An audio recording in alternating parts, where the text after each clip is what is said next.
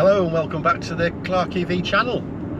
It's been a month or so since we put the first vid out, and I just thought it's about time just to check in again and just give you a bit of an update. Where am I on the way to today? Well, I'm actually on my way down to Warwick as a guest of Volvo Trucks, who are having an event inviting all their customer groups in to talk about and understand the options from the Volvo truck range for electric HGV and commercial vehicles. And I've been honoured by being invited to come down and present to their customers about delivery, selection of solutions and all that sort of good stuff. But anyway, more on that another time. I've had the car now, the EV, for getting on for 2 months, and I've done nearly 3,000 miles in it. So I'm starting to really understand what it's like to be an owner of a Clarke, owner of a Clarke EV, but owner of an EV car, this being the Jaguar I-Pace. I don't want to talk about the car specifically because the car is 110% superb, so I have no issues about that, but I will talk about it on another video. What I did want to talk about, however, is a really indifferent experience I've been having with regards hotel charging. So I've been on a family holiday in the car. I've been up to Scotland in the car. I've been to Warwick a few times. I've been put it this way, I've done quite a lot of miles in a relatively short period of time. And in that time, I've stayed at 3 hotels. One in Stratford-upon-Avon, one up in Dundee, and another in Bath. And I've got to say, really disappointed, bar one. So the one that worked out well was the charger in Bath. The hotel was superb, had its two 22 kilowatt AC chargers in the basement, no issues whatsoever. They were charge point from memory, and it was only a small boutique hotel, so it wasn't that busy, but they were available when I got there. I charged as and when over the few days I was there, no issue whatsoever. Of course, when you're using all these chargers for the first time, you've got to set up an account, so there's that tedious aspect you've got to deal with, which hopefully in the future will be a history.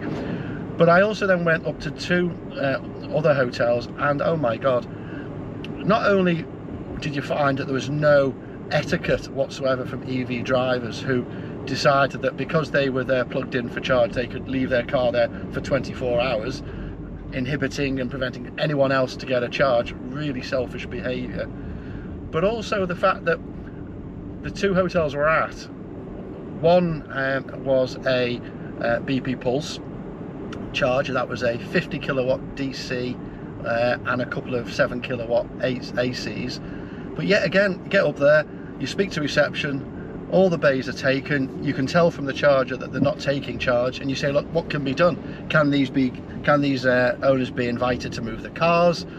What's the score? And the stock answer was, well, we just give our space to the operator.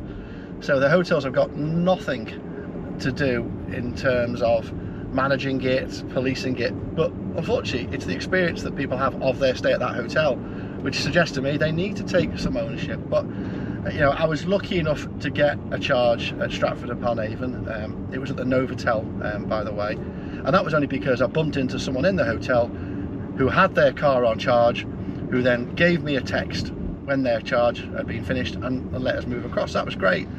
But there were cars there that were there for the full weekend, and that really annoyed me. And likewise, when I went up to Dundee, the same applied.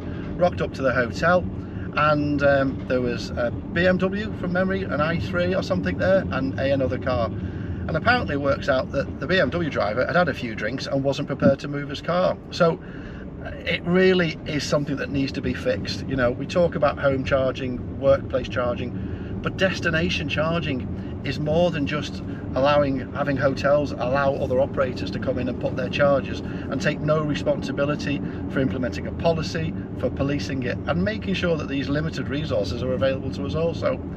Anyway, rant over.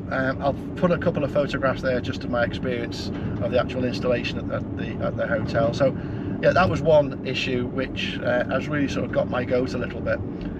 I won't go into it now, but obviously I've got a whole bunch of experiences to share with you in terms of public charging, having done 3,000 miles in the car and having some good experiences but some really poor experiences as well.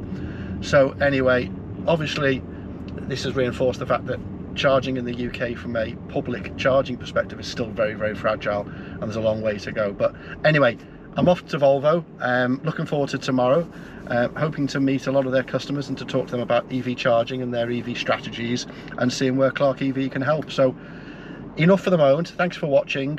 Keep in touch and speak to you all very soon. Thank you very much.